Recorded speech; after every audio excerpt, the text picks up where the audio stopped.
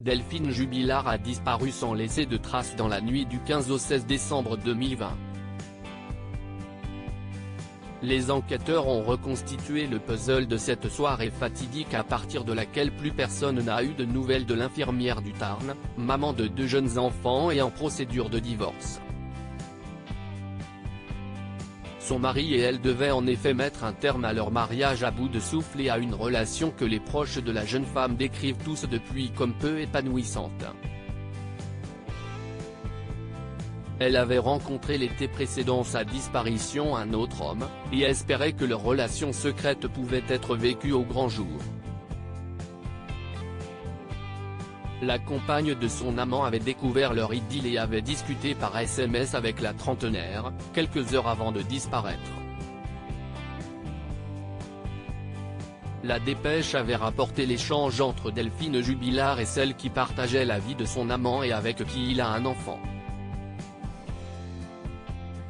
Le 14 décembre 2020, soit la veille de la brutale disparition de l'infirmière de nuit, la compagne de celui qui est surnommé le confident de Montauban découvre un message qu'il écrivait à son amoureuse secrète.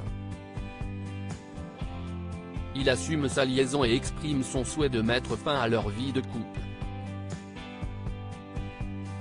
Le lendemain, la compagne trompée joint l'épouse de Cédric Jubilard de façon brève mais sans agressivité: « Tu prendras ma place quand elle sera libre, pour le moment, ce n'est pas le cas. » Souhaitant des relations apaisées avec elle, la mère de Louis et Elia tente de la rassurer en lui signifiant qu'elle gardera toujours une place entre eux. Les deux femmes s'accordent sur un pacte auquel tient la compagne de l'amant: ne plus le contacter durant la période des fêtes de fin d'année. Delphine Jubilard accepte même si elle continuera en toute discrétion de joindre son amoureux, espérant fêter leur future retrouvaille avec du vin et l'espoir de s'installer ensemble. Le 15 décembre, elle envoie 2 messages à son bien-aimé et une photo d'elle en nuisette.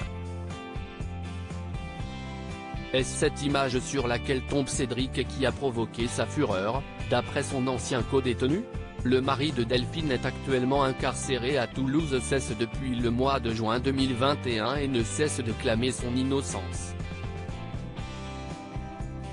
À ce jour, des lunettes cassées ont été retrouvées et analysées prouvant une scène de violence. Le fils aîné du couple assure avoir entendu ses parents se disputer et l'expertise psychiatrique de ce suspect numéro 1 avait souligné son refus d'accepter l'échec de son mariage.